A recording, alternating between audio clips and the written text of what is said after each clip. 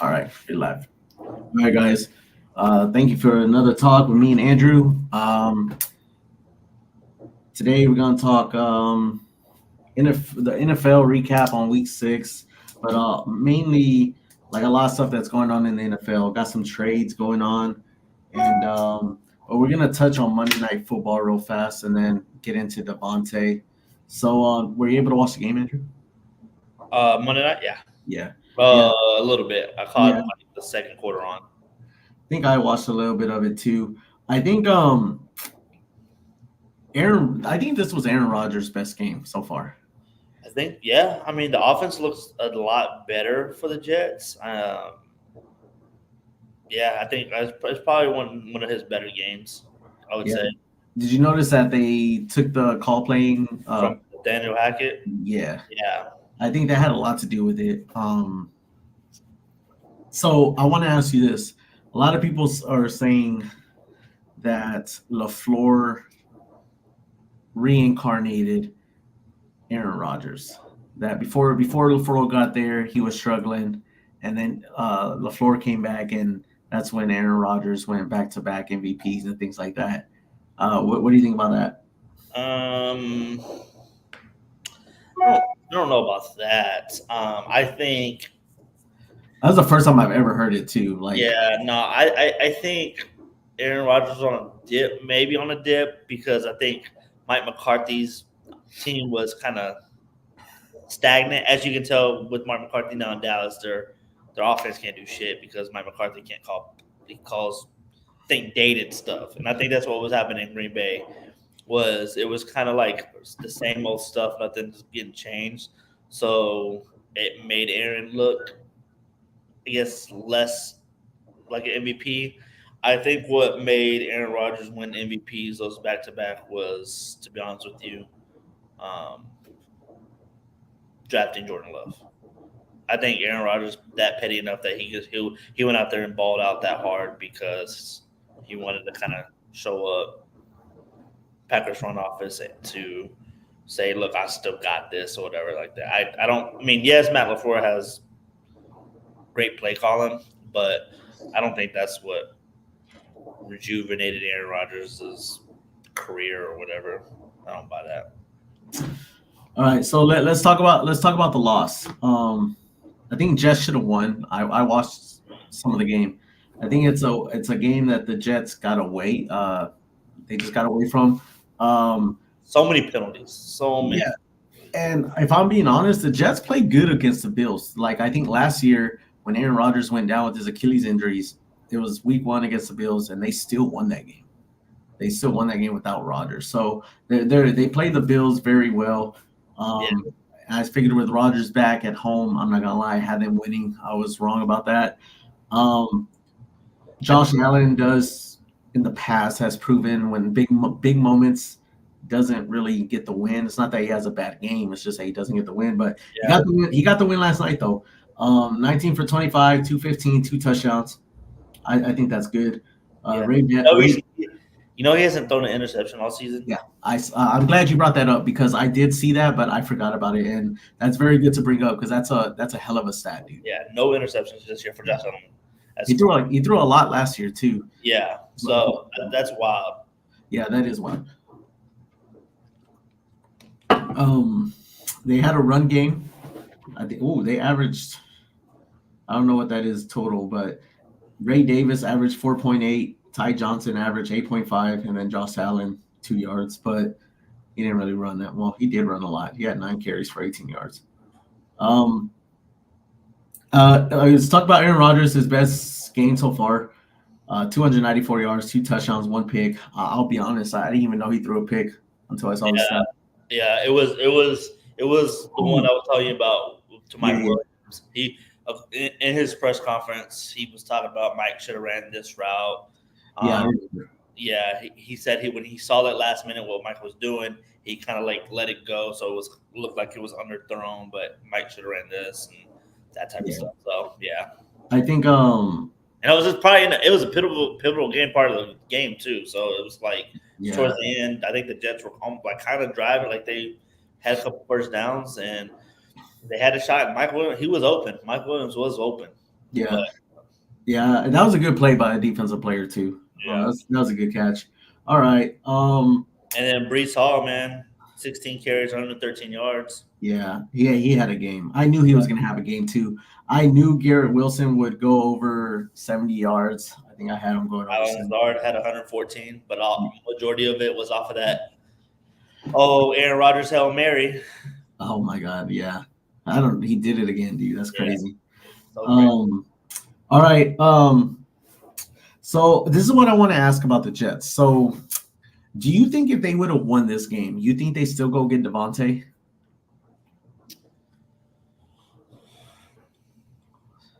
Man, that's tough. I think so. I think You so. think so? I think so. I think because I had Devontae going to the Jets or the Saints all along, so I think they still will get him. Just because their offense hasn't really looked like. Besides, I guess, who did they play week 2? When I thought everybody was saying, "Oh, the Jets are back." I'll pull it up. Give me a Oh, second. the Patriots when they beat the Patriots. Oh, Yeah, but like when they beat the Patriots and the Jets offense and the team's looking great, they should be rolling now. But ever since then, like their offense hasn't really, or besides then, their offense hasn't really looked like it's gelling. So I think they would have gotten Devontae regardless if they would yeah. have not. I mean, it's tough. Like, I don't know if they go get Devontae if they win. I think they let go of Salah, and I think, okay, we definitely got to beat the Bills at home. We play good against the Bills. We dropped Nathaniel Hackett, and they still lost. I think at this point, I can't say that they still would have gone and get Devontae because why not get him sooner? I don't understand. If you were gonna, why not drop Salah, drop Nathaniel Hackett, and go get Devontae all at once? Why wait until after this game? I mean, I don't know. And then They probably were. I'm sure they were in talks. They were probably talking about compensation. I'm assuming that's probably what takes a long time. Is compensation. I mean, getting Devontae for a third, potentially for a second. I mean, well, did you see we got Zach that wants to come up? I'm gonna bring you up, Zach. But just hold on a bit. The Did you see the trade though? Something about a conditional third rounder. It's a third round pick, but if Devontae performs at a certain level, I don't remember off the top of my head. If he performs at a certain level, that third round pick turns to a second round pick for the second round pick. Yeah, and I think the Jets took all of his salary. Like I don't think the Raiders are paying any of his salary. Okay, I was about to say that's not a good deal. I think that's a rob, but if they don't got to pay Adams anything, then I guess it's okay. Yeah. Even Amari Cooper, I think the Bills stole that one. I don't think they had to give up a lot for Amari Cooper, which kind of makes me wonder, like aging wide receivers, like it's like the teams want them, but they don't want to give up too much for them. Yeah. Hold on, let's see what Zach has to say. What's up, Zach? How's it going? Pretty good. Can you hear him, Andrew? Yeah, I got him. So I'm assuming we're talking about the Amari Cooper, Devontae Adams trade stuff going on here. Yeah. I gotta agree with you, David. I think the Jets got a decent deal. I don't think Devontae was a huge steal. I think Amari Cooper was a heist. Like, what did they give up? Because I think the Bills gave up a third round, possibly second round, and like a fourth round pick, and then the Bills got a pick and Amari Cooper. Yeah. If I'm understanding that correctly. Yeah, I think they got Amari and a seventh rounder, I think, and then I think they gave up a third and a fifth. And honestly, I don't know what in the world the Bills are doing getting rid of anybody right now. I mean, unless you can offload Deshaun Watson and every single penny that guy came with, I don't see why you would get rid of literally anybody on your team right now.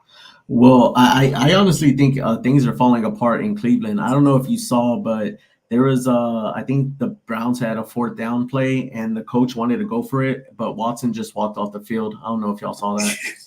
He's just like, nah, bro. Yeah, yeah, He went off. He needed to get a massage or something, dude.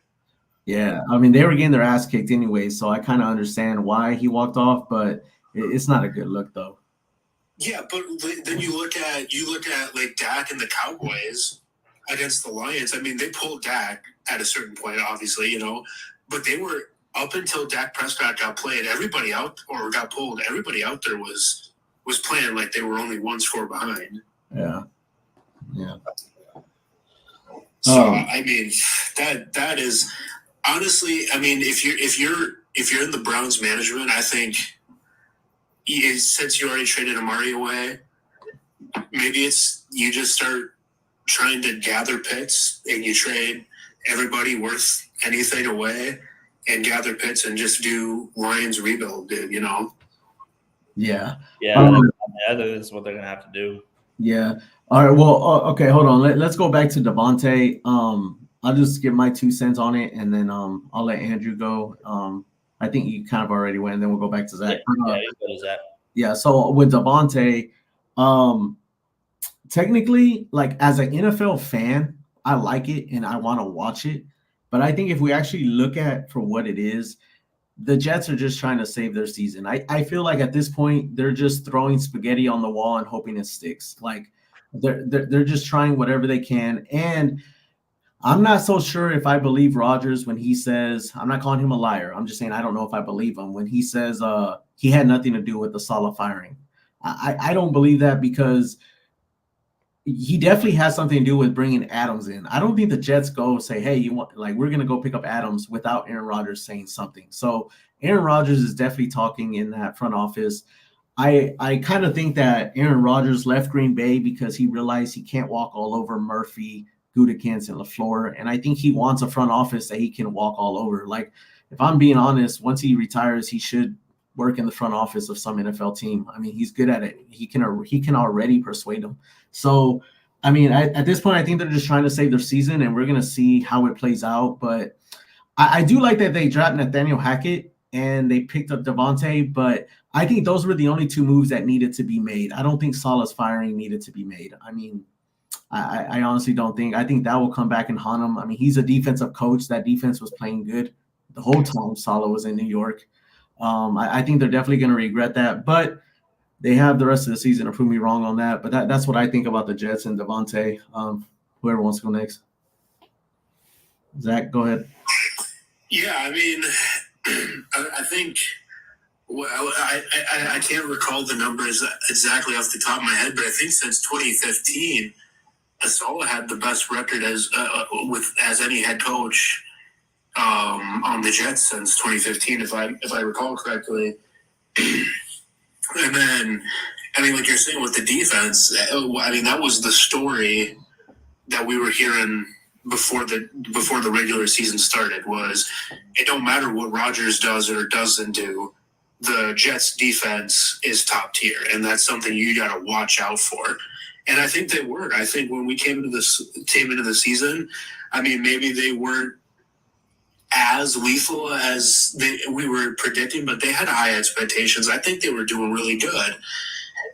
And to just kind of fire Saleh, I mean, it's weird to say that it's a Saleh issue here. So that seems a little weird to me. And I guess we'll really see with Davante coming over.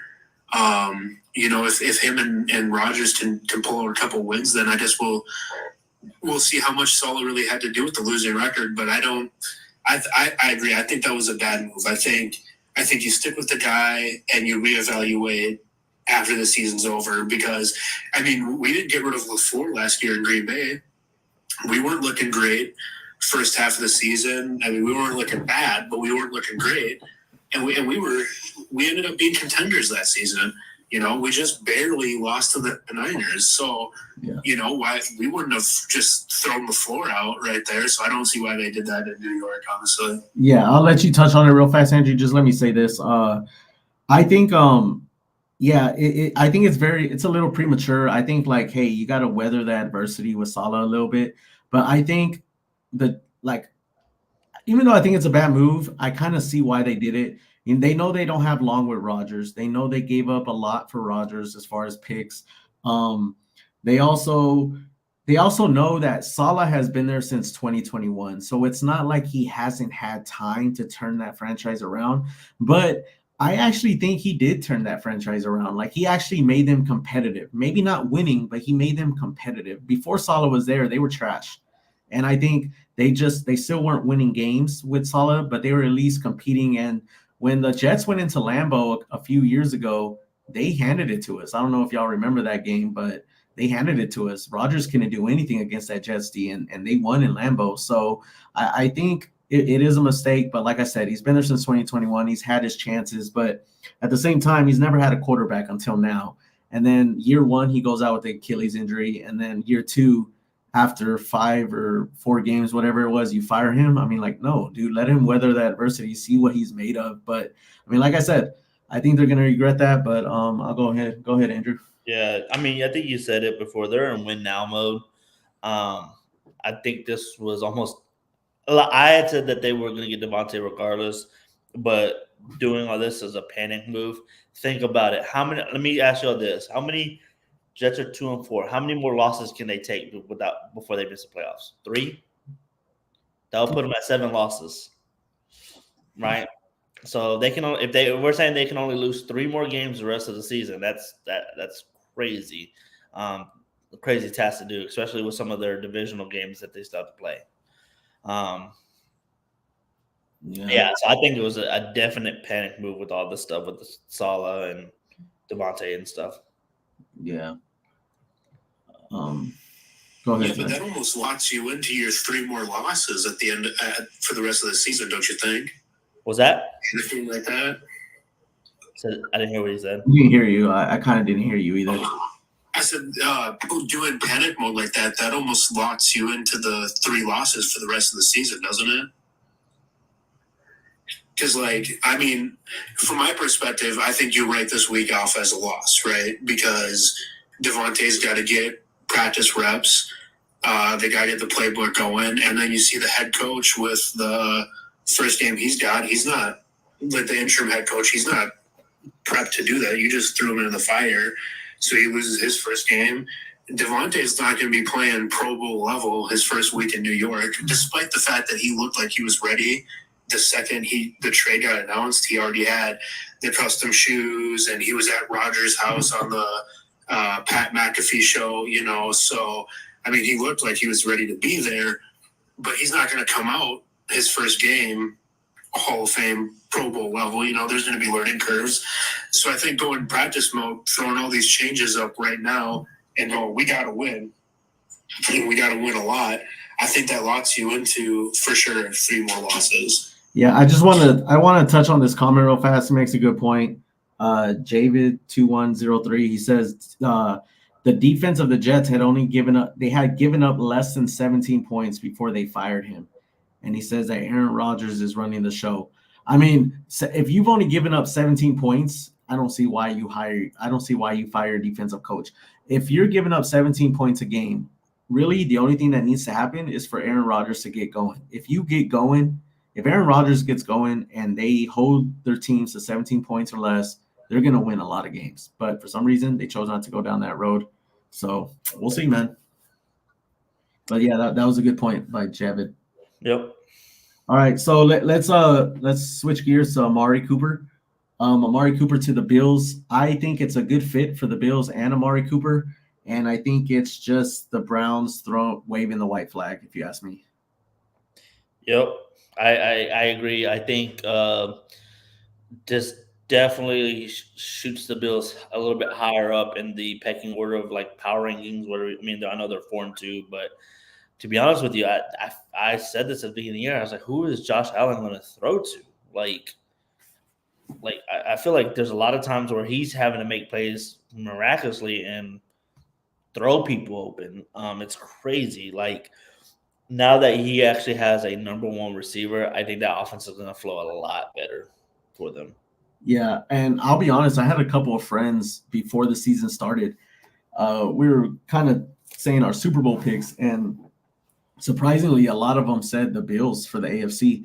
And I'll be honest, I did not see that at all. But honestly, I'm seeing it now. Like, kind of like what you said, Andrew. I didn't think he had anyone to throw to either, but they're winning. And then now you bring in Amari Cooper. I know he's not in his prime anymore, but I mean, we're going to see what he can do. I mean, obviously, he's going to get his with Josh Allen as his quarterback. He might even take some double teams as well. I think it's a good fit for the Bills, a good fit for Amari, and then defenses. They're gonna have to. I don't know. They're gonna have another wide receiver they got to look after. What do you think about that trade, Zach? I think it's a great trade for Buffalo. I think they made out like bandits. And I mean, look at Jared Allen's been playing great.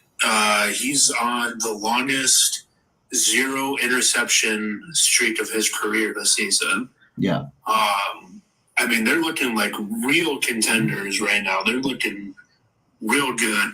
And to add another offensive weapon when you're moving like this, and DeMar Hamlin's back on defense, and he's looking great. I mean, the Bills look terrifying. To see that team coming up on your schedule, I don't know how many people don't have it as an automatic loss. Unless you're up there. Yeah. So I think that was a great move by the Bills. And I agree that, I think the Browns are just kind of, let's get Pitts, let's get out of this season, let's turn a new page over in Cleveland. But they've been trying to turn a new page since 9/11. So I don't know what they're gonna do there. Yeah. We got Javad in the comments. He said, Joe Brady said, run the ball. If Josh Allen is throwing for 300 yards a game, they aren't making a run. So pretty much Javad thinks that they got to balance the run and pass game for them to go deep. I mean, I think that's for any team. Yeah. Any team got to balance that. I think you got to have a good defense as well. Now, they had to give up MBS in order to make room for Amari Cooper. It's just very hard for me to believe that Scantling Jr. was the worst receiver on that team that they had to give up. I'm a little shocked that they gave up MBS. I think they just released them, right? Well, they released him, but I was told, like, of course, this could be wrong. It wasn't a good source that I heard it from, but they said that they released him to make room for Amari Cooper. Yeah. But they didn't trade them to the Browns. No. Okay. I was like, I thought they just released them to make room. Yes, that's factual. But to be honest with you, I didn't really see MVS on the field too much for Buffalo to begin with. So I don't know what the deal with that was. So I just think if they had MVS with Amari Cooper, man, that's a little deadly. I know MVS's name is not big as like when he was in Green Bay, but he still is that deep threat. Like I think can still. I mean, he won a Super Bowl with Kansas City. I think he had a touchdown in the Super Bowl. I'm not sure. I could be wrong on that, but I don't know. What do you think about them getting rid of MVS, Zach? Yeah, I gotta agree with Andrew. Honestly, if I'm gonna be completely honest, I kind of like low-key forgot that he was on the team until I seen that they released him. I didn't really think he was doing. I mean, I've counted a couple Bills games this year, but I didn't think he was doing too much either. That's kind of the thing. When a quarterback's playing good, he makes some guys look great, he makes other guys look not so great. And obviously, there was a trade. There's a line. You got to find a guy who releasing this guy will free up enough cap space and also not hurt the team enough. There's kind of that line you got to watch, because you can't just release some 19th string nobody's ever heard of and free up $70,000 on the cap. You got to free up a little bit of salary room there, but you also can't lose your wide receiver one unless you're trading for a wide receiver one. So, I think it's a good move. Free up the cap space, get rid of a guy that wasn't really making headlines for Buffalo, and maybe he goes to a different team and does great. Maybe he doesn't. Maybe this is the end of his career. Who knows? But I think it's a good move. Good move. All right. So I think we could all agree that Buffalo got better. All right, let's move on to Hutchinson with that season-ending injury. I think he broke his leg. I think even when he went out, I think the Lions still dominated that game even after he went out. But definitely is a huge blow to the Lions. Do you guys see their defense still being okay? Yeah, I do. I think they still got a solid defense. Now, like I said, their pass rush might suffer a little bit because he was majority of the pass rush. But I still think they got a solid defense. You think they get to Jordan Love in a few weeks? I mean, Aiden Hutchinson was our Achilles heel. It felt like every time we played the Lions, Hutchinson was always on whoever our quarterback was, Rogers or Love. I think we protect better now. I think we'll be all right. I think as long as when it comes to the Lions, I think the Lions are more afraid to play the Packers than the Packers are more afraid to play the Lions. I think if our O-line just stops that rush, I think we match up very well against the Lions. Yeah, but who knows? Like I said, there's been those reports that, or not reports, more rumor mills like Lions should go trade for Myles Garrett or Max Crosby, and I'm like, man, if they get one of those, then they're definitely going to be top-notch defense. But again, those were all, I guess, fans saying, let's go do that. Yeah, and I mean, like, if you look at all the teams that want to win, they're the ones making the moves, right? Like the Packers, Xavier Kinney, Josh Jacobs, and then even during the season, the Bills go out and get Amari, Jets go out and get Devontae. Like the teams that want to win now, they're making moves, and I think the Lions are a team that want to win now. So yeah, I wouldn't be surprised if they go make a move, man. What about you, Zach? Yeah, I mean, there is definitely a void that Hutchinson leaves. He's the number one defensive guy they got pressure-wise, and I don't think anyone's in debate anybody on that. I think losing Hutchinson, I'm going to have to give the Vikings a win this week. I don't want to. I don't want to see them win, but I think Sam Darnold's going to have too much time because the Vikings O-line's been great, right? Giving him time.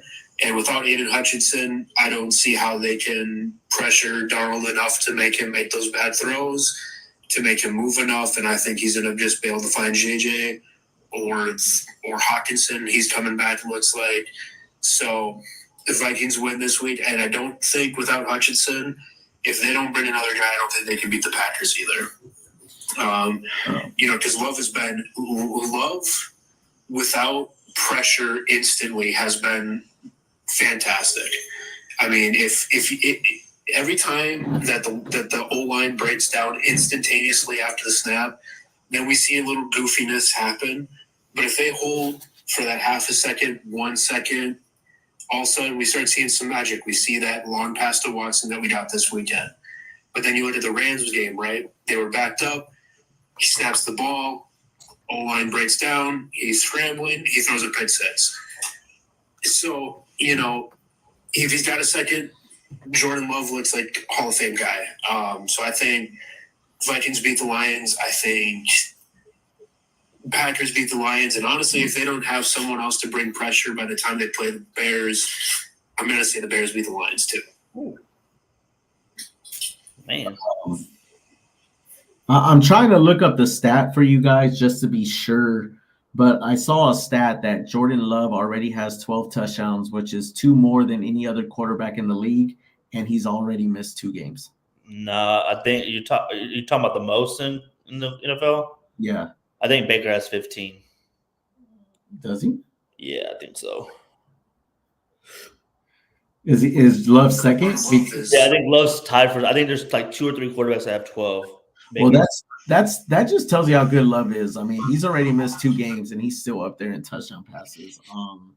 Let me double check, but I think Baker does have 15. If I'm not did y'all see the comment that the Texans coach made? They played the Bills a few weeks back, but their coach said in a conference that Jordan Love is the best quarterback that they're going to be playing so far this year. Yeah, D'Amico. Oh, I think that's high praise to Jordan Love right there. Yeah, Baker does have 15 touchdowns. Okay, Baker's having a good year too. Yeah, but yeah, Jordan's tied for second. There's I think a few people that have 12. I think there's like 2 or 3 people that have 12 touchdowns, if I'm not mistaken. But yeah, he's missed 2 games, so that's crazy. Touchdowns, so he'll be number 1 after Sunday. What was that? J-Lo's going to come out Sunday and throw 4 more touchdowns, so he'll be number 1 after Sunday. Yeah, I like the Packers against the Texans this weekend too. I think we rolling. I was surprised at the Texans' record. They've only lost 1 game. It was against Minnesota, and the reason why I think we match up good about the Texans is we actually put up 29 points on the Vikings.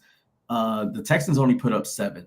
And I think we have a very good defense too. So I think we'll be able to stop Stroud. And I think their defense is going to have trouble with Love, and it's at home, and Andrew's going to be at the game. So, Yeah. you know, Nico's not playing too. Nico Collins won't be playing. So Nico's out. Yeah. So And then last time Jair went up against Stephon Diggs. Stephon Diggs had 0 catches that game every time he lined up on Jair. So I do like Jair against Diggs. That is one matchup where I really favor Jair. He has owned Diggs in the past. So without Diggs, they're gonna have to have someone step up. I have realized against the Packers defense, though, if there is one thing that the opponent does well is when they hit their tight ends. Like, I think their tight ends match, like, for some reason they go off on the Packers D. Not much, but I know in this past game against the Cardinals, McBride had a game. I mean, I know we said he's a stud, but I mean, I don't know. We'll see how it goes, but I definitely like the Packers matching up against the Texans. yeah. What else you got? All right, so I wanted to touch on Sirianni. Last time we talked, Andrew, some guy came up and said if we thought Sirianni would be fired if they lost to the Browns. I'll be honest, I 100% said, hell no. There's no way in hell he gets fired.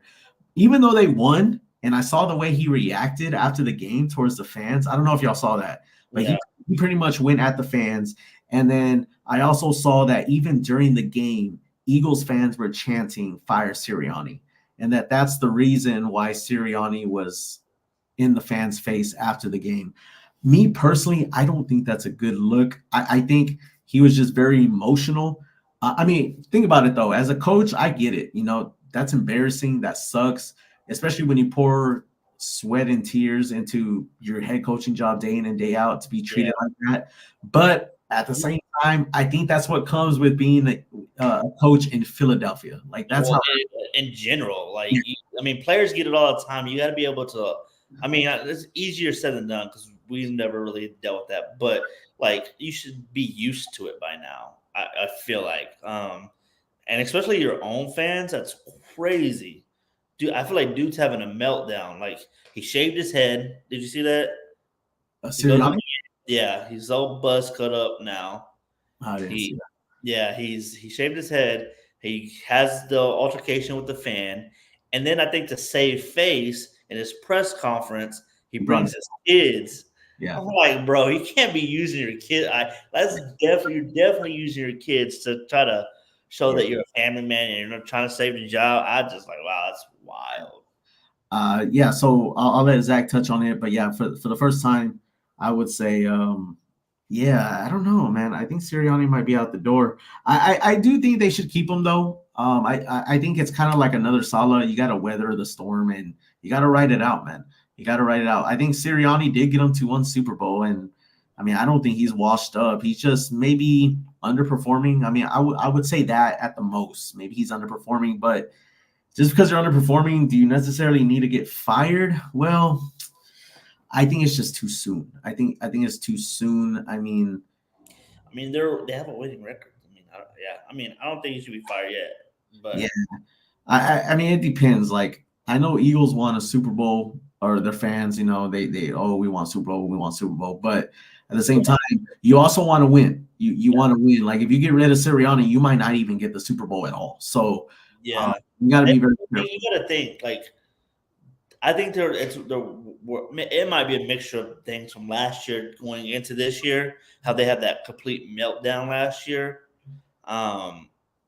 Yeah. But that's what they got to realize. It's not always how you start, because they said they started 8-0 last year, 9-0, whatever it was, and then just completely fell off. Yeah. So they just gotta be hot at the right time, and they have the playmakers to do it. So I don't know. But if Sirianni's lost that locker room and the fan base, then I think he has to go. But Yeah. that's the only reason that he would go if he's lost that locker room, and Yeah. which I don't know. So Hold up, Zach. So we got Fat Dad every day. He said, "How about McCarthy?" I think McCarthy got to go before Sirianni. As of today, I think McCarthy. Yeah, you can't be getting blown out at home. I mean, that's the way I see it. For you last year, I think you were undefeated at home until the playoffs against the Packers. But before that, they were undefeated at home. Now they're getting blown out at home. I mean, I'll be honest. Like I don't hate the Cowboys, but like I've never really liked the organization.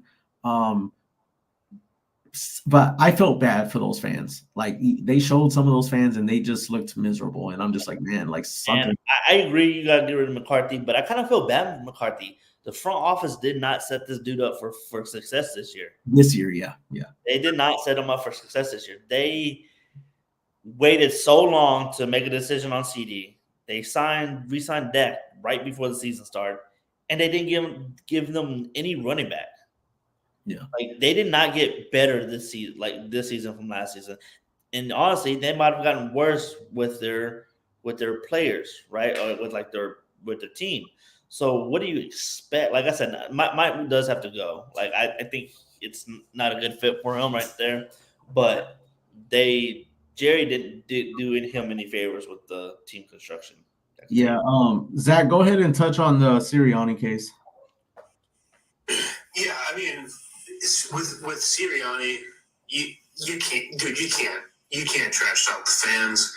You can't be doing that. You can't be taunting those guys. I mean, you gotta look at you gotta look at sometimes the home fans. They're gonna be your worst enemy.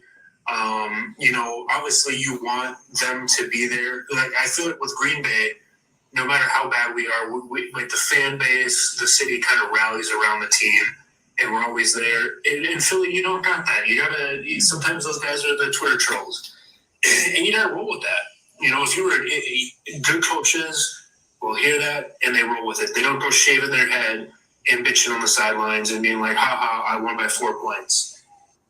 Also, you don't really brag when you beat the Browns by 4. You brag when you beat Kansas City by 27. Yeah. So there's that. Yeah, and I think Mike McCarthy. I don't think he needs to be fired because he's a bad coach. I think Mike McCarthy needs to get fired so that he can have a good job at a team that has a scheme that's better for him. Yeah. I want to touch real fast on Sirianni. The good thing about Sirianni, he's a head coach. So if he does get fired, they actually got to pay head coaches their whole contract. I don't know when his contract ends, but I know Saleh, the Jets still got to pay him this year and next year. So, I mean, that's the good thing about coaches. Even if they fire you earlier than your contract, they still got to pay you. So I think Sirianni got that going for him, unless this is the last year of his contract. I don't know what his contract looks like, but that is one thing that favors head coaches. Even if they get fired, they still got to get paid. So they got that going for them. I wanted to touch on the Packers kickers now. Y'all want to get into that? Yeah, you can. All right, so Zach, I don't know if you heard, but we cut Narvison. We got Brandon McManus. I want Zach to go first on this. So what do you think of that? I don't think there is room in the NFL for a guy as inconsistent as our kicker was. Now, I live in Minnesota, so I witnessed what happened to Blair Walsh. I understand the plight that kickers can face, so I get it. But at the end of the day, there's some of those kicks that he missed. You just need to make those. Like that is a specialty position. The only thing you do is kick the ball. And in football, you're kind of like a special player because no one can touch you. No one can really do much to you. There's so very, very exclusive rules for when you can actually interact with the kicker. And when you're getting paid exclusively to kick a ball through the 2 yellow posts, Oh, you kind of cut out there, man. there's no room for going up. Yeah. Oh, sorry. Yeah, I'm just saying the guy's got to go. We got to get a guy who's more consistent. You got to be kicking over 90%. That's my point. Yeah. No, that's a good point. I'll let you go. I just want to address this comment real fast. Fat Dad Everyday said, "You guys seem to still have love for McCarthy. I'm surprised." My only response to that is, he brought a Super Bowl to Green Bay, so of course I'm always going to show him love. Without McCarthy, we don't have a Super Bowl in 2010. So yeah, I'll always give McCarthy love. Yeah, I don't have hate for McCarthy. I think his time ended in Green Bay, and it happens with coaches, players, whatever you mean. So we saw Aaron, his time ended here. So McCarthy, I don't have really hate for McCarthy. Yeah.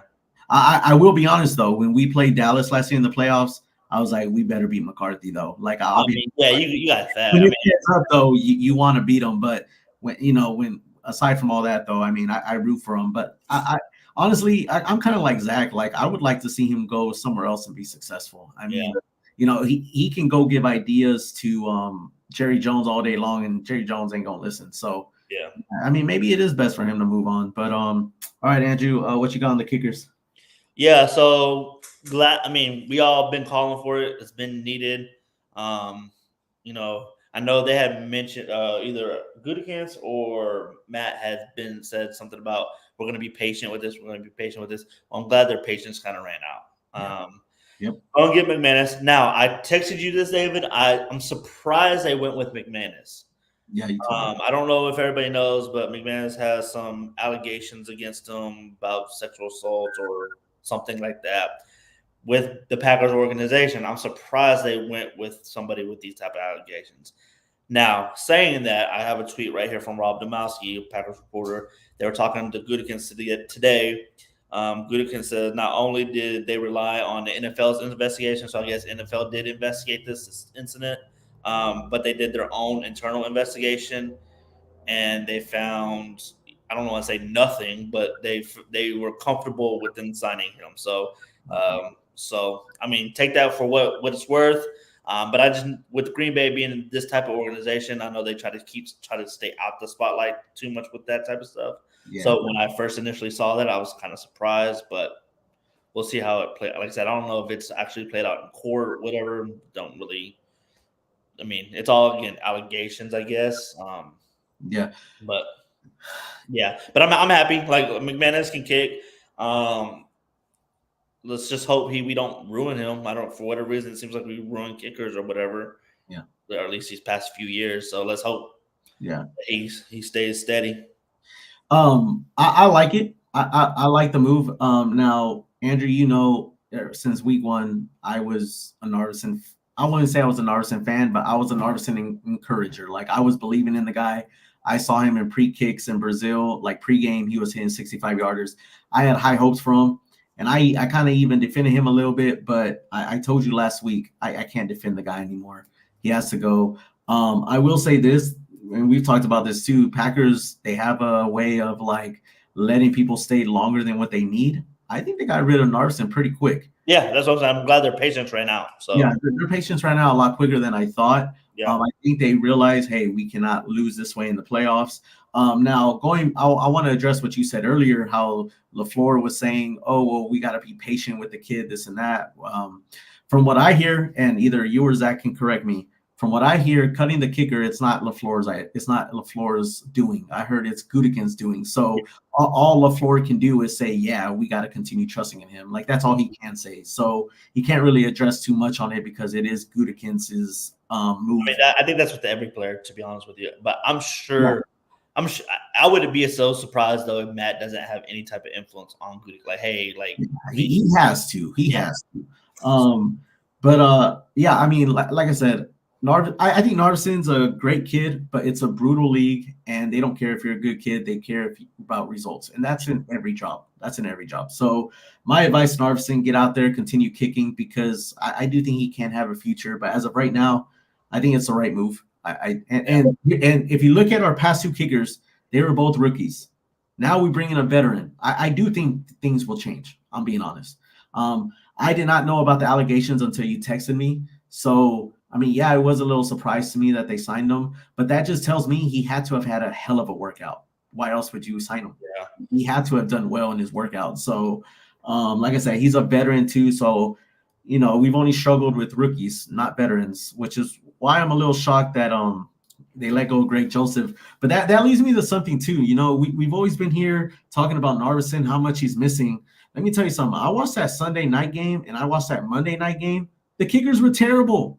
They were terrible. Greg Joseph missed 2 kicks, and then on Monday night, the Jets kicker missed 2 kicks. Like, it's not just Narveson, but like we're looking at a league that, dude, no one can kick. No one can kick. But at the end of the day, just because no one can kick, you still got to go out there and look for someone, man. And that's what the Packers did, and they brought in a veteran. So I'm happy about that. I mean, I'm sad to see Narveson go, but at the end of the day, man, you gotta produce results. And so I wanted to fact check myself on his allegations, and this is the last time I'm going to talk about it because he seems to be cleared.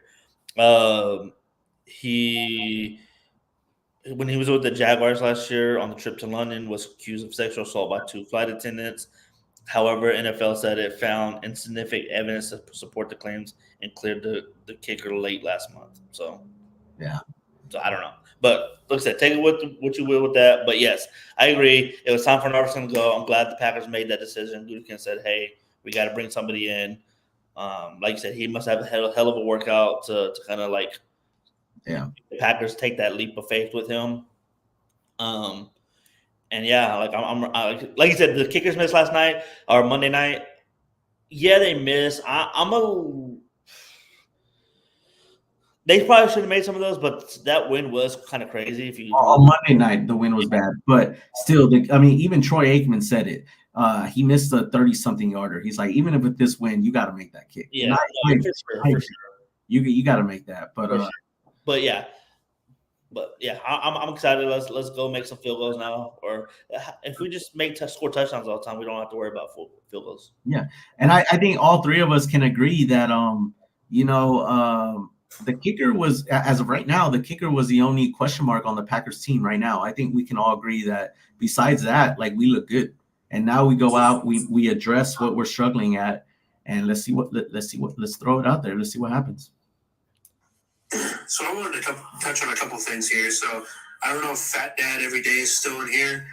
He said that Vikes getting rid of Walsh was all Mike Zimmer. I gotta disagree, man. That guy was getting death threats big time. I don't think that was all Mike Zimmer. I don't think any kicker should get death threats for missing a kick. It's just a game at the end of the day.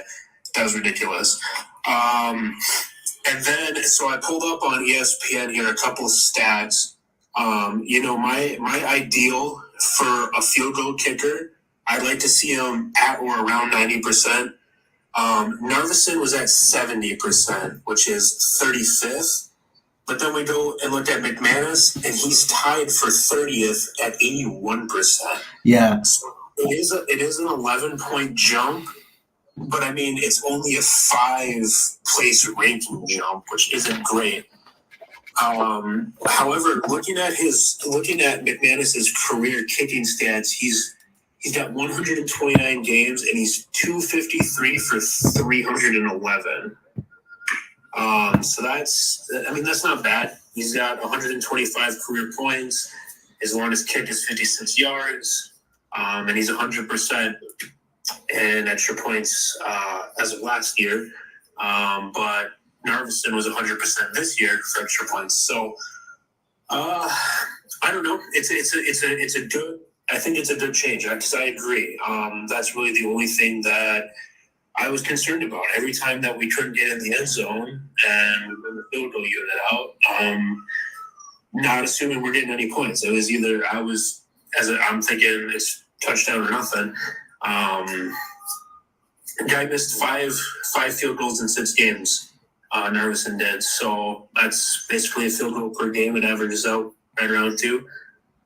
So not great. Not great. Hopefully there's still a place for him in the league. He can go get that bag. He can figure it out. But no, I think this is a good change.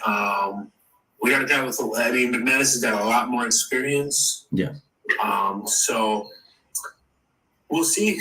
We'll see if he starts banging them 100%. Then let's go. I'm not going to say that the field goal kicker is going to make or break a football team, but they got a lot of pressure on their shoulders that you either show up or you got to get out. So. Yeah. So let me ask you guys this, because I want to see if this is something you guys can live with, because I can live with it. So you talk about 90%. Yes, I would agree. I would want that too. But I mean, I think that's like a grade A kicker, right? Someone that's going to give you 90%. I think right now what I would like someone to just hit the 30-yarders and 40-yarders. If he misses some 50-yarders, or if he misses like 100% of his 50-yarders, yet he's making the 30-yarders, the 40-yarders, and the extra points, me personally, I can live with that. What about you guys? Go ahead, Zach. I think my problem with the missing the 50-yarders is there's a handful of kickers out there that 50 yards is pretty automatic. And after the rule change, where the ball basically gets automatically placed down at the 30-yard line, that means you're 2 first downs away from getting points every single drive if you got a guy who's automatic at 50 yards. I mean, you're 2 first downs and change, because obviously, you got the end zone, you got to kick through the end zone to get to the uprights. So, I mean, you're 1 big play away from basically guaranteed points if your guy's good between 50 and 55 yards. So, I mean, what I want a guy consistent. I mean, I can live with a guy who misses a 50-yarder here and there. It's not easy. Don't get me wrong. It's not easy. So I can live with it. And I agree. I need the guy to be consistent between that 30 and 40-yard kid. Yeah, 100%. That's where it really comes down to. Yeah. No, like I said, like for the 30 and 40-yarders, for sure, they got to make. Now, of course, there's going to be circumstances like wind, rain, that type of stuff. Cool, whatever. I get it sometimes. But you have to make those 30 for sure, 40 definitely too. Yeah. 50-yarders, like Zach was saying, it seems like, especially with a lot of these kickers, 50-yarders has become a chip shot for them sometimes, like majority of the times it seems like. I don't know what it is, but like you said, if you're on the bring that up to the 30, you're 2 to 3 plays away, almost two big plays away from being in scoring range, whether it's the 50-yard field goal or still driving it down to the end zone. So yeah, McManus right now he just got to be better than Narveson, and I think we as Packer fans will like him. Yeah, I'm just curious on how. Like when do Packer fans kind of start turning on McManus? Is it after 1 to 2 misses on? Like what does that look like? So I'm interested to see that. Hey Zach, thanks for liking the live, dude. Appreciate you. What was the question? Repeat that. I'm just curious on when, like Packer fans, if and when Packer fans start turning on McManus, like how many misses does it take to say, oh my God, look, we got another kicker that can't kick? Like what does that turn into? I think it turns into that if he starts missing 30-yarders, or if he's acting like Narveson, missing 1 field goal a game. If he's missing 1 field goal a game, nothing has changed really. But and then also definitely 30-yarders. If you ask me, I think LaFleur would even live with him missing some 40-yarders. Not all of them though, but I think he would live with him missing some.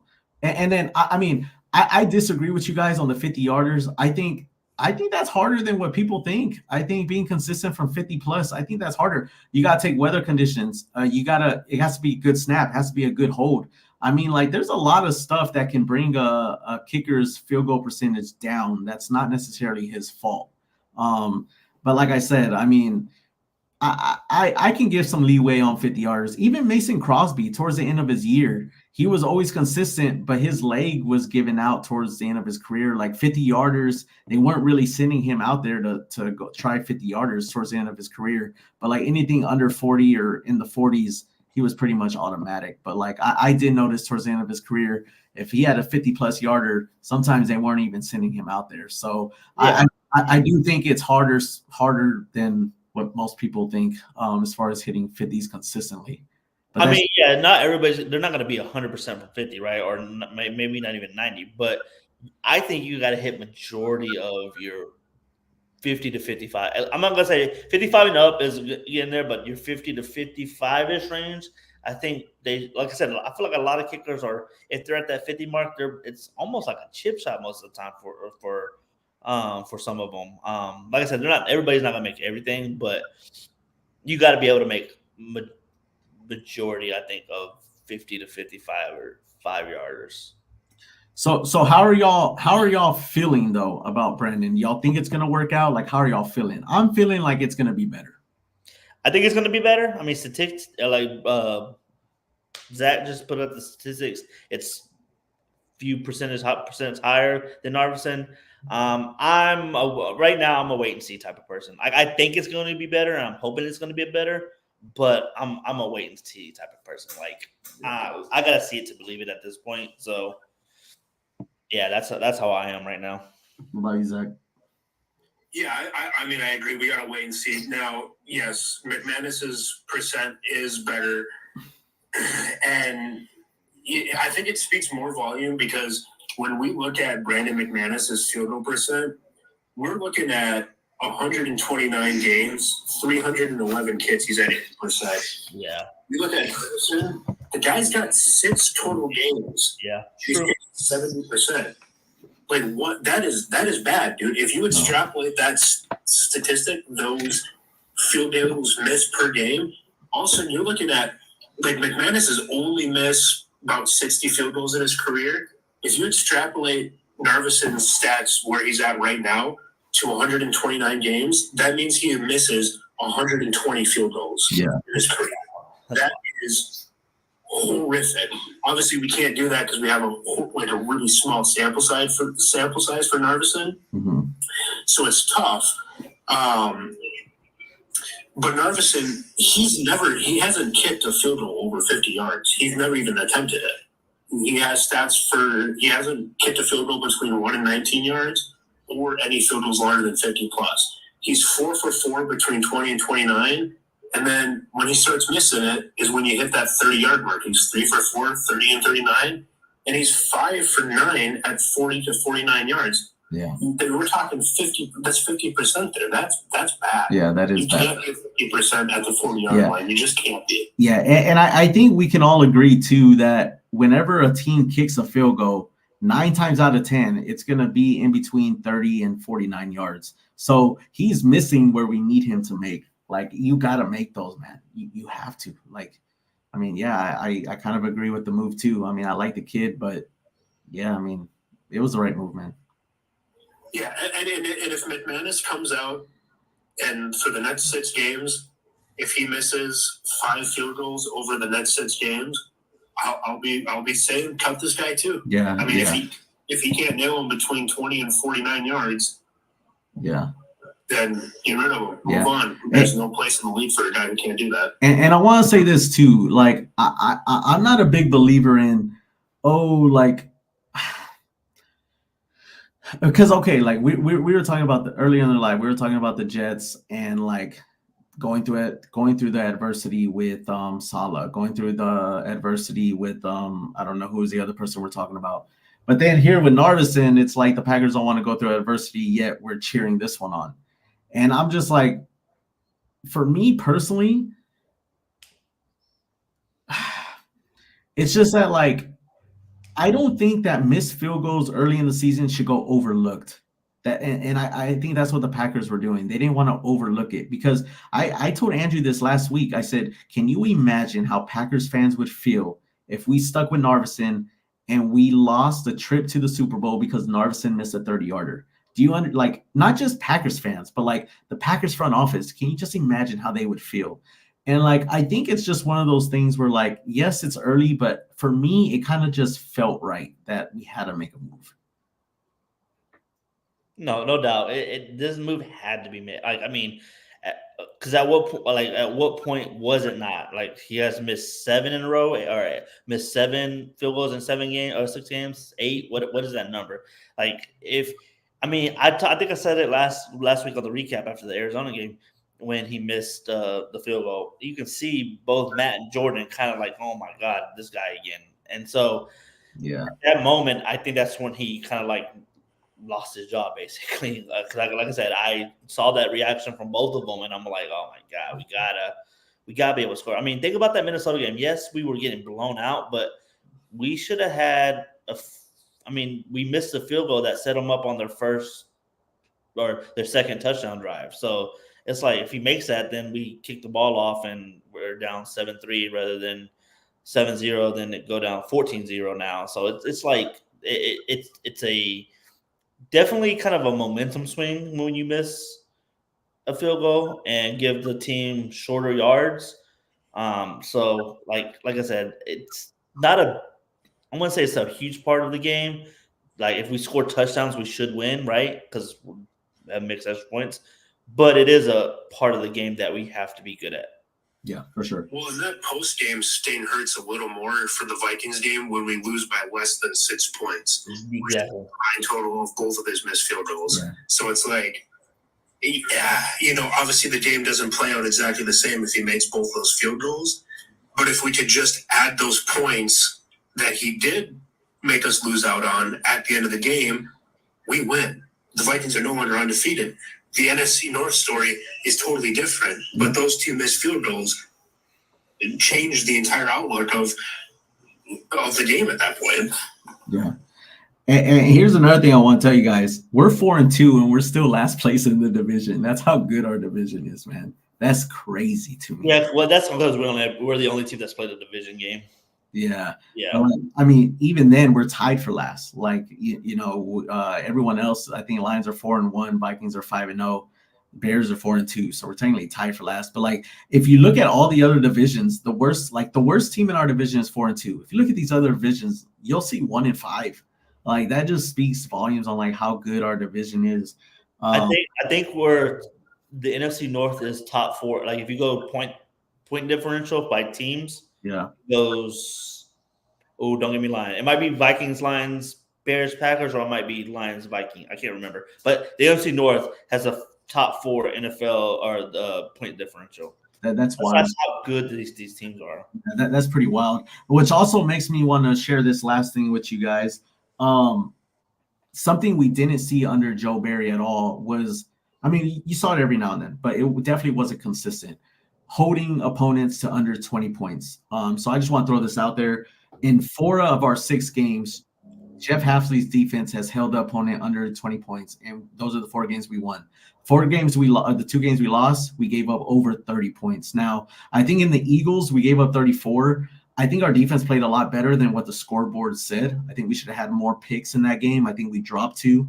And then with Minnesota, our offense wasn't rolling at all, especially that first half, to the point where the defense, like, of course, they were going to, like, the offense wasn't helping them at all. But in the 4 games we won, they didn't score over 20 points. So I like that. I really like that because we didn't see a lot of that with Joe Barry. But now, let me ask you all this, since we're talking about Packers 4-2 and stuff like that.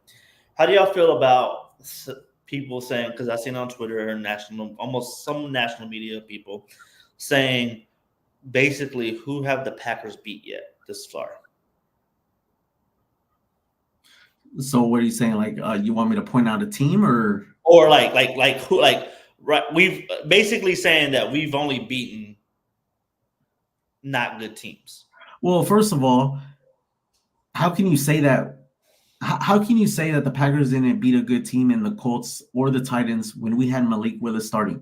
I mean, you can sit here after the fact and say, oh, well, the Colts are no one.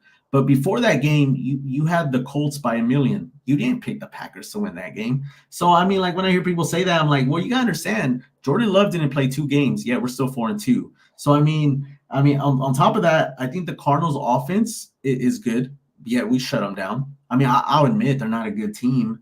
But the Vikings, I think we were the closest to make them fall a game. I don't think anyone has scored 29 points on the Vikings this year. I could be wrong on that. I'm not sure. I got to look it up. No, we have the highest. The Packers have the highest score against the Vikings this year. And then the Rams are a well-coached team. They just had people injured. And, I mean, that was a road game too. I mean, I think you got to, like, let me see. I guess you could say we've lost a road game because we lost to the Eagles. But aside from that, we're taking care of business on the road. I'm just asking because I don't say it because my thing is you play who you play, like you play who's on your schedule. I don't see it. I don't see it. Yeah. So, but what do you think, Zach? Hey, I mean, you can come up and say this and that about, and not you, obviously. Generally, anyone can come up and say this and that about the teams that we won or that we beat against, right? But it's the teams that we lost against that we have to talk about. The Eagles, we were right there to win that. Jordan Love had a game-winning drive. Yeah, you can't do anything about that. Yeah. And we were 2 missed field goals away from beating one of the only teams. There's 2 teams that are undefeated, Vikings and the Chiefs. And we were 6 points away from beating one of the only undefeated teams in the league. Now you can go, well, the 4 wins, they were against nobody. Oh, when did Kyler Murray become a nobody? When did Matthew Stafford become a nobody? I don't recall that. I don't remember when that happened in the NFL. Did it happen last week when we beat the Cardinals? Or did Matthew Stafford become a nobody when we beat the Rams? So are the Packers beating teams in such immaculate form that these teams become nobodies all of a sudden? I can't buy into that. Yeah. Especially when you look at the Packers' remaining schedule, they got the top 10 hardest schedule remaining left when you compare it just on a record base. And then one of their only losses comes from the team that's got the highest point differential in the entire league. That's the Minnesota Vikings. And we lose by 6 points. I mean, even as a non-Packer fan, you got to look at the Green Bay and go, this team is 1 drive away, or let's say 2 drives away from being undefeated. And that's just a realistic, factual approach to it. The Packers are great this year. They're 2 drives away from being undefeated. Yeah. But no, I guess we both don't see it. I don't see it. No, I agree with y'all. This is like I said, this is Twitter, this is national media, and it's also, to be honest with y'all, it's Packers Twitter too, because they're talking about the Bears and how they haven't beat anybody. I'm like, well, hold on, and I got into an argument with someone. I was like, hold on, let's see who the Bears beat and let's see who the Packers beat. We've almost beat the same team, so if we're gonna say our wins count for something, we gotta say the Bears wins count for something as well, right? Because they beat the Colts, they beat the. Well, I mean, I can see what that person was saying. I mean, they beat the Jags, they beat the Panthers. We haven't played those teams. I know we played the Jags. They beat the Colts, Titans. So far, their schedule has been easier than us. Well, yeah, because they were a last place team. It's going to be, right? Yeah. But I'm just saying, like, I mean, 2 of the same teams we've beaten. So yeah. I can't say that. I mean, the Bears are slept on. They have I never understood how they dominated the Panthers and dominated the Jaguars. So it's like, I mean, the Bears have always been slept on in the past because they've had no quarterback, but they've always had a defense. Now they got a quarterback. Like I don't understand why people still are not. I mean, I don't know. This is coming from Packer fans. I hate the Bears. Like I hate them, but. Like we gotta call spades around here, man. Like they're a good team right now. Like they're rolling. Now we'll see. They're on the bye this week, I think. We'll see when we start playing some divisional games and how they stack up with everybody. But you judge the Bears on their week off the bye. They play the Commanders. That's when you're gonna. That's gonna be a good one. Yeah, that'll be a good one. Yeah, you'll start to see what they're about. Yeah. But yeah, that's where that question was coming, because like I said, I saw it on Twitter, but I saw Packers fans kind of going at Bears. I'm like, wait, I don't agree with that. So, but yeah, what we got next, man? There's a tough schedule coming up here. What's up? Bears got a tough schedule coming up. They got the Cardinals on November 3rd. Yeah. They got Commanders coming up right away. Then the Cardinals and the Patriots, but then they play Packers, Vikings, Lions, Niners, Vikings, Lions, Seahawks, and Packers. They're back out of their schedules gauntlet. Yeah, like if you look at that schedule, it'd be pretty easy to say that they're going to end up in last place. But I mean, this, if anything, if I'm Caleb Williams, that's what I want. Like, hey, like let me see what I'm made of. Give me that challenge. Because yeah, y'all are right. That schedule is brutal, man. Towards That's, the end. that's a brutal schedule. Yeah. So, but all right, man. What we got next on the right. on the depth? All right. Did you have anything else to say, Zach? Yeah, I just wanted to say if Caleb Williams comes out of this season better than 5-12, I think he can dispel the rumors about him being trash or washed or anything.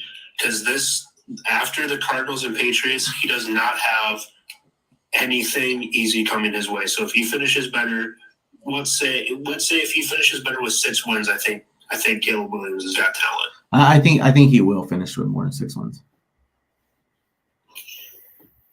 Because yes. I want to see the guy succeed. I don't like. He's a Packers fan.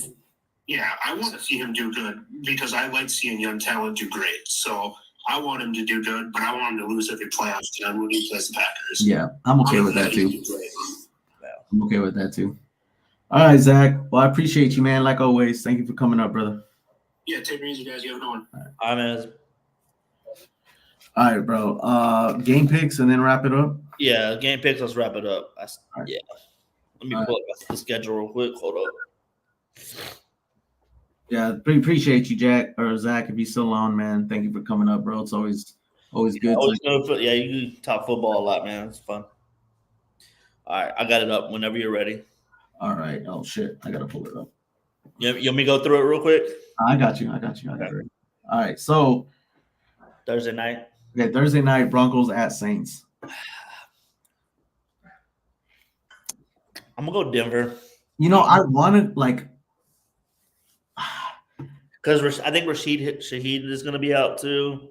Oh, is he? Yeah, according to ESPN, he's out. Derek Carr's doubtful. You see Bo Nix moving the ball on that Saints defense? No, but I don't see.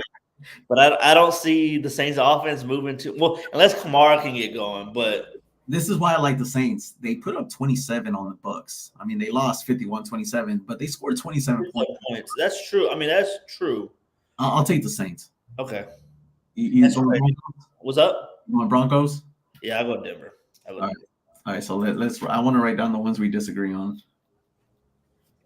All right. Oh shit, that's the wrong one. You can go early morning London game. Yeah, Patriots Jags. That's such an ugly game. Oh my god, dude. That's an ugly ass game, but I'll take the Jags. Yeah, I'll take the Jags. Yeah, that's an ugly game. Lions Vikings, dude. I'm gonna take the underdog here. I'm going with the Lions. I'm going Lions too. Yeah, I think. Fuck. Hold on. Is Jones playing? He's still questionable. Yeah, without a run game, good luck, Sam Darnold. I don't know, man. Yeah, I'm gonna go Lions. I'm gonna go Lions. I think the Lions beat them, even though it's in Minnesota. Okay, so this came out an hour ago. Aaron Jones is still sitting out of practice with a hamstring injury, but when he went down in London, it was his hip. So this is no, because they were saying it's like. I saw that too. It's the same injury. Okay. All right. Yeah. They were just calling it a hip in London, but it's like some type of muscle that's connected from I don't know. I saw the tweet. Okay. Yeah. Yeah, I got the Lions on the road. Bills, Titans. Bills. I got the Bills by a landslide, man. Dolphins, Colts. Now, this is my upset alert, but I'm still going to go with the favorite. I'm going to take the Colts, but I think this could be an upset, and I have no idea why. I was like, why? Why do you think this would be up? Dolphins coming off a bye, they might put things together with Tyler Huntley or whoever's the quarterback. It is going to be Huntley, but that's what scares me. Like, he's not a good quarterback. But then again, the Colts won last week, but they didn't look too good against the Titans. Flacco didn't. Let me see how Flacco did last week real fast. Yeah, they won 2017. He didn't do too bad. 22 for 38, 189 yards, 2 touchdowns, 1 pick. I think the game before that, he didn't do too well either, though. They lost 37-34 to the Jags. No, Flacco did okay. Yeah, 33 for 44, 359 yards, 3 touchdowns, and he still lost. That's crazy. Hold on. I'm trying to see I'll take the Colts. Yeah, I'm going Colts too. Okay. We both had Bills. We both had Colts, right? Yeah. All right. Falcons, Seahawks. I think Seahawks have dropped their last 3, so I'm going to take the Falcons. I'm going Atlanta too. Yeah, Falcons. Yeah, they're home. Texans, Packers. I got Pack. Packers. Yeah. I'm not sure. I don't want it to be a good game. I want us to win by a landslide. I want you to go enjoy that game and Yeah. not have to worry at all. But yeah, I'll take Pack. Bengals, Browns. Ugh. The Bengals. There's some. What are they? 2-4. 2-4. Yeah. Dude, they look like a 2-4 team too, man. The Browns are so bad, man. The Browns are bad. Yeah, I'll take the Bengals. Even though they are on the road, I'll take the Bengals. Eagles, Giants. Eagles. But I wouldn't be surprised if the Giants beat them, to be honest with you. You know, I might go Giants here, man. I wouldn't be surprised. Like I said, I would. I think Malik might be back. I'm trying to look that up. Let me just read it real fast because if he's back, I'm gonna take the upset. Giants star rookie.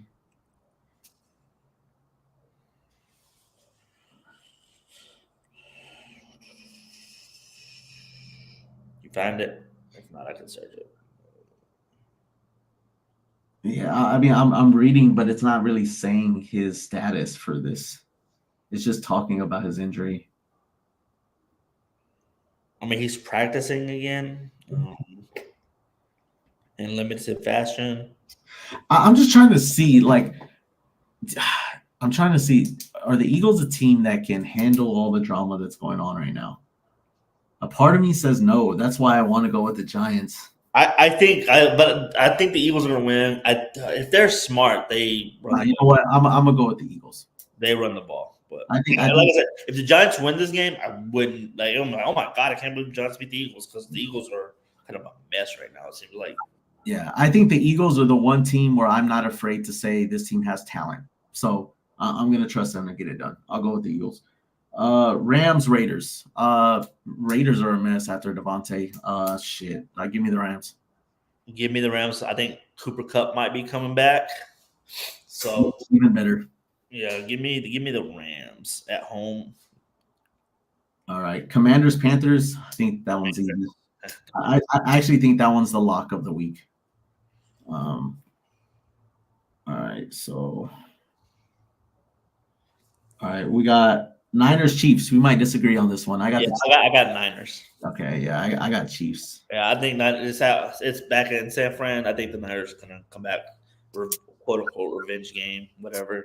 This one's tough. This is the first one where I'm like, oh, it's tough. Jets, Steelers. I want to say Steelers so bad. I want to say Steelers, but I don't trust Russell Wilson. They want to start Russell Wilson. I don't trust that guy. I'm gonna take the Jets, man. You think it's gonna be a low-scoring game? You think the Jets are gonna be able to score on that Steelers like that? Because I don't know how good that offensive line of the Jets is right now. Okay, let's not forget the Jets defense is good. Steelers is good. Yeah. You're asking the Steelers defense to score points on that Jets defense, first of all, which I don't see a lot of points scored on that Jets defense with Russell Wilson. Second of all, you're asking that Steelers defense, that is good. You're asking them to guard Wilson and Devontae the whole game? Nah. But that's the thing. I think they might be able to get pressure on Aaron faster than they have they don't have to guard because I don't know how good that Jets offensive line is actually good. Yeah, I mean that is going to give them a chance to win. It's just trying to do that the whole game. Like the Jets? I'll take Jets. I'm gonna go Steelers. All right. I'm gonna go Steelers. I'm not gonna put a bet on this game. I will say this: if the Jets lose this game, they ain't going far. Yeah, I'll say that. Ravens, Bucks. This is another good game. I think I'm gonna pick the Ravens, but I kind of want the Bucks. Hold on, let me read some of these comments real fast. It looks like a lot of fantasy. Yeah, it's a lot of fantasy. Yeah. Okay. Who'd you get? Bucks or Ravens? I'll pick the Ravens. Damn. Run all over Tampa Bay's defense. I don't trust Tampa Bay's defense. Tampa Bay's 4-2. Baltimore's 4-2. Hey, isn't Odell on the Ravens? Or is he with Miami? I think he's with Miami. He's with Miami, but he's not playing, right? Okay. Ooh, I kind of want to go against you on this one, dude. Baltimore's a good team, though. Yeah, they're so good. They're a good team. All right, I'll take Ravens. I think one more. Yeah, Chargers Cardinals. Ooh. I got the Chargers. I don't know. You don't think the Cardinals bounce back at home? But Marvin Harrison Jr. might be out. He had a concussion, so Concussion or a stinger? I heard stinger. I think he was concussed. Okay. I think they have a questionable. All right, I'll take the Chargers. Yeah. So The Cardinals defense did not look good against the Pack. I mean, I know they're going up against the Pack, but that defense didn't look good. yeah, I mean, we ran all over. I don't say ran all over, but we ran pretty well against. Everyone does. Yeah, and so Chargers, that's what they want to do. They want to run the ball. J.K. Dobbins has been pretty good for the Chargers, so that's how I think it's going to go. So what do we disagree on? The Chiefs, Niners, Steelers, Jets. Yeah. I think we got a Bucks fan wanting to come up real fast. What's up, bro? What's going on? Yeah. Hold on, Corrigan, real fast. I'll bring you up. Hold up. Give me a second. All right. So, yeah, we differ on the Saints, differ on the Niners, Steelers, and that's it. So 3 games. 3 games. Yeah. I think this guy's a Bucks fan. He wants to elaborate on the Bucks game real fast. So, all right, what's up, man? Nothing much, man. Ravens and Bucks is a big one. Yeah, it's yeah. Be a good game. Defensively, we got Winfield back, so that definitely helps safety wise. Vega's back to full health, so that helps us with. Oh my gosh, why am I forgetting his name? Obviously, Lamar Jackson running the ball, but Derrick Henry running the ball, trying to get on the inside zone. I feel like Vega is going to be there. That's just a block. That's just a block of Samoan man. That's just going to be right there in the line, ready to tackle and grab, maybe even for a TFL or just right on the line. But I'm worried about defense, but I really feel like we need to pick up our run game and target Mike a lot more this game if we're going to have a chance. And I feel like even if we do win, my score prediction is going to be a high scoring game, an absolute shootout. And I'm going to say it's going to be 37-38.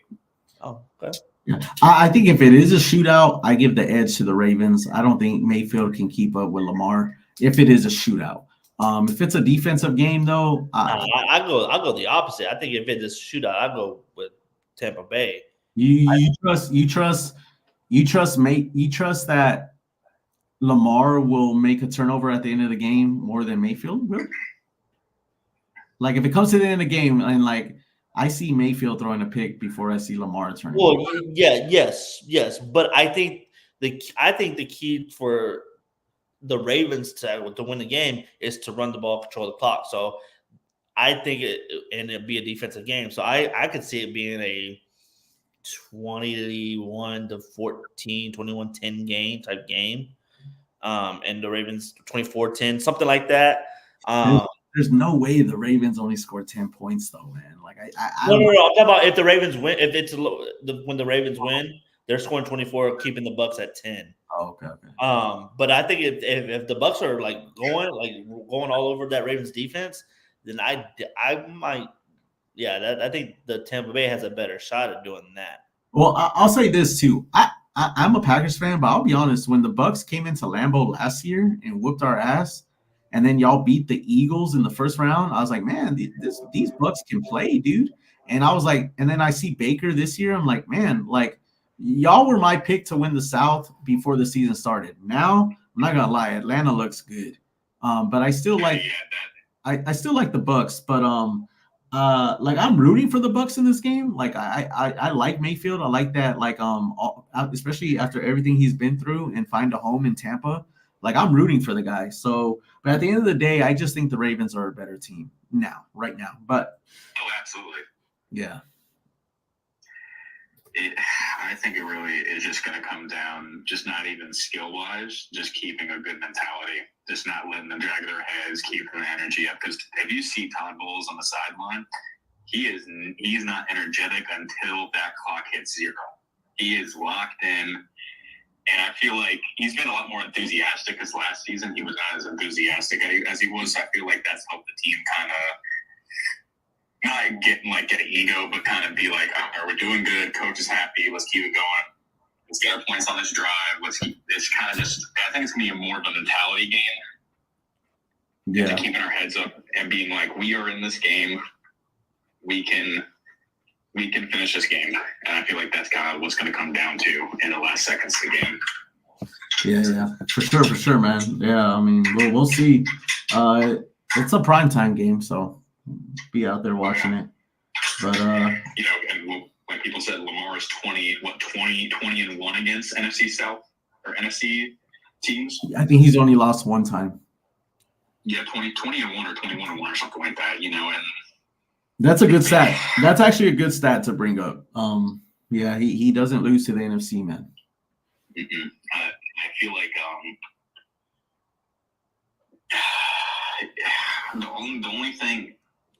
the only way I can see Lamar throwing a pick is him possibly, maybe getting sacked for a loss of yards, and him kind of just lobbing it last second. But he doesn't do that. But if last second he lobs it, because that's what happened in Atlanta.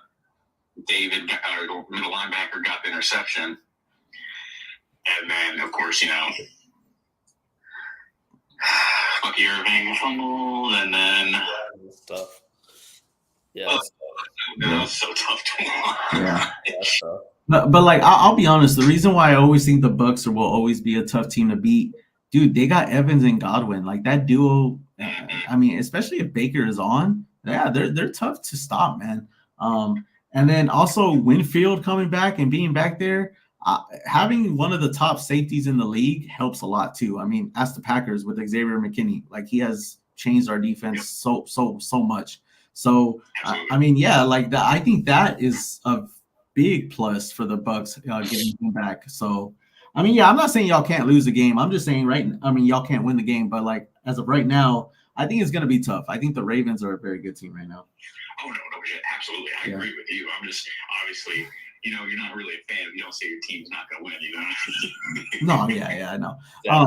And honestly, if that wide receiver, I think it was I forgot his name. I forgot his name, but the wide receiver on the Ravens, if he just cut off his toe, they're the only team to beat the Chiefs this year. So Likely, you're talking about the tight end Isaiah Likely.